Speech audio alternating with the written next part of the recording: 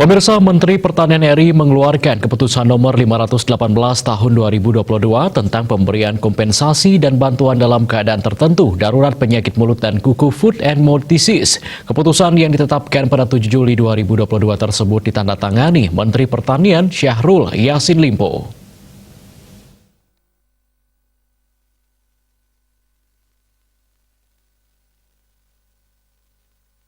Dalam keputusan itu disebutkan, mengingat penyakit mulut dan kuku PMK dapat menimbulkan dampak kerugian ekonomi dan sosial yang sangat besar, khususnya pada orang perseorangan atau peternak, dan menindaklanjuti hasil rapat internal yang dipimpin oleh Presiden RI, pada tanggal 23 Juni 2022 perlu diberikan kompensasi dan bantuan sesuai karakteristiknya untuk pemulihan ekonomi.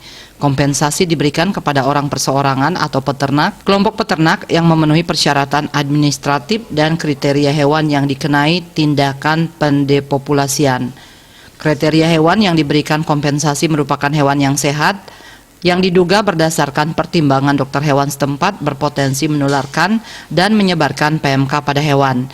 Dan hewan yang diberikan kompensasi merupakan hewan yang tidak diasuransikan atau tidak mendapat penggantian dari APBD Provinsi dan atau APBD Kabupaten Kota. Pemberantasan PMK dilakukan dengan pendepopulasian terhadap hewan sehat, hewan yang sakit, terduga sakit dan atau hewan pembawa PKM. Pendepopulasian dilakukan dengan cara pemotongan hewan bersyarat dan pemusnahan populasi hewan. Terhadap hewan yang didepopulasi dapat diberikan kompensasi jika hewan yang didepopulasi merupakan hewan sehat berpotensi menularkan PMK pada hewan. Hewan yang mati akibat PMK atau tertular PMK dan dikenai tindakan pemotongan hewan bersyarat dapat diberikan bantuan.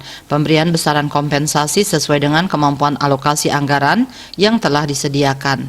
Dalam rangka optimalisasi pelaksanaan pemberian kompensasi dan bantuan harus menerapkan prinsip koordinasi dengan lembaga yang menyelenggarakan urusan di bidang penanganan wabah atau bencana, menteri yang menyelenggarakan urusan pemerintahan di bidang keuangan negara, dan menteri yang menyelenggarakan urusan pemerintahan di bidang dalam negeri dan pemerintah daerah provinsi dan atau kabupaten kota sesuai dengan kewenangannya.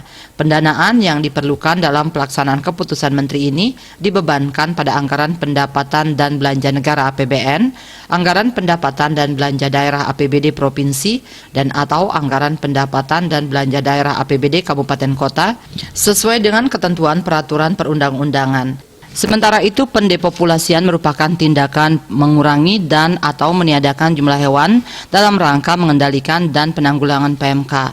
Pendepopulasian hewan didampingi oleh dokter hewan dan di bawah pengawasan dokter hewan berwenang setempat. KMB melaporkan.